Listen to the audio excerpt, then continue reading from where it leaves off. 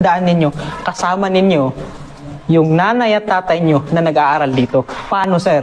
Sino bang bumili nito? Sa palagay ninyo, saan galing yung pera na pinangbili nito? Pinaghirapan na sila. So, ibig sabihin, every time na magsusulat kayo sa notebook ninyo, every time na mayroong tao sa harapan ninyo, makinig kayo. Kasi yung pinagharapan ng parents ninyo, hawak-hawak ninyo, kasama nyo sila.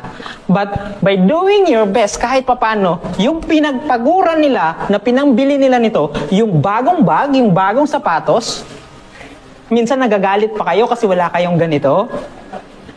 Please, huwag kayong magalit sa kanila. Kasi gusto nilang ibigay lahat ng gusto ninyo. Kaso nga lang kulang din yung pera nila. So please, hindi ko sinasabing obligasyon nyo na gumanti sa parents ninyo. Ang tanong ko, mahal nyo ba parents niyo? Yes, of course. Gusto nyo bang makita yung parents nyo nakatawa, nakangiti? Gusto mo, ma'am? Tama? So please always remember na pag nandito kayo sa loob nito, lalo na sa klase ko, do your best. Hindi ko sinasabi talaga na maging perfecto kayo. Na pinakamatalino, ang pinakagusto ko lang, gawin nyo yung best ninyo.